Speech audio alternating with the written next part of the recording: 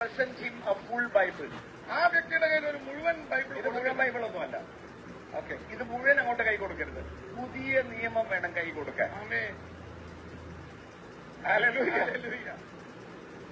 Just because it is bound together, that doesn't mean it is the full Bible. No.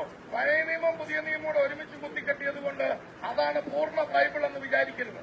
When a new believer comes, ഒരു പൊതുവിശ്വാസി വരുമ്പോൾ give him the New Testament. അദ്ദേഹത്തിന് പുതിയ നിയമം മാത്രം കൊടുക്കും. Why? എന്തുകൊണ്ടാണ്? Because the Old Testament, there is no revelation, clear revelation about God. കാരണം പഴയ നിയമത്തിൽ ദൈവത്തെക്കുറിച്ച് വ്യക്തമായ ഒരു വെളിപ്പാടില്ല. Many things was written by Moses to lead a generation that was not born again. വീണ്ടും ജനിച്ചിട്ടില്ലാത്ത ഒരു തലമുറയെ മുന്നോട്ട് നയിക്കേണ്ടതിന് മുൻപിൽ നിന്ന മോശ എഴുതിയ കാര്യങ്ങളെ പലതും. Hallelujah. Hallelujah. It was not from God. അത് ദൈവത്തിൽ നിന്നുള്ളതല്ല.